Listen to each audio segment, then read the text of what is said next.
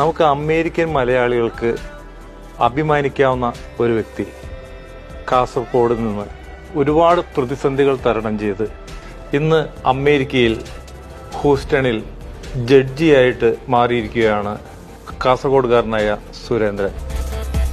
ഞാൻ ബീഡിപ്പണി എടുക്കുന്നുണ്ട്. അതിൻ്റെ ഇടയിൽ പിന്നെ കൂലിപ്പണിക്കൊക്കെ പോകുമായിരുന്നു ആ ഒരു പീരിയഡിൽ. പക്ഷേ ഈ SSLC കഴിഞ്ഞിട്ട് പിന്നെ എനിക്ക് മുൻപോട്ട് പഠിക്കാൻ കഴിയാത്ത ഒരവസ്ഥ വന്നു. അങ്ങനെ ഞാൻ പഠിത്തം നിർത്തി. പൂർണ്ണമായും പിന്നെ ബീഡി തൊഴിലാളിയായി. നിങ്ങളെ സഹായിച്ചാൽ ഒരാൾക്ക് ഭാവിയിൽ ഒരു അഭിഭാഷകനായി മാറാം. നിങ്ങളെ സഹായിച്ചിട്ടില്ലെങ്കിൽ എനിക്ക് വീണ്ടും എൻ്റെ കൂലിപ്പണിക്ക് പോകാം. അപ്പോൾ നിങ്ങളാണ് തീരുമാനിക്കേണ്ടത്. അപ്പോൾ അത് എനിക്ക് തോന്നുന്നു അദ്ദേഹത്തിന് അത് ടച്ച് ചെയ്തു. അമേരിക്കയിൽ തിരഞ്ഞെടുക്കപ്പെട്ട ആദ്യത്തെ മലയാളി ജില്ലാ ജഡ്ജാണ് ഞാൻ. ഇവിടെയുള്ള മുഴുവൻ ജില്ലാ കോടതികളിലും ഏറ്റവും കൂടുതൽ ക്രിമിനൽ കേസുകൾ ഡിസ്പോസ് ചെയ്തത് 240 ഡിസ്ട്രിക്റ്റാണ്.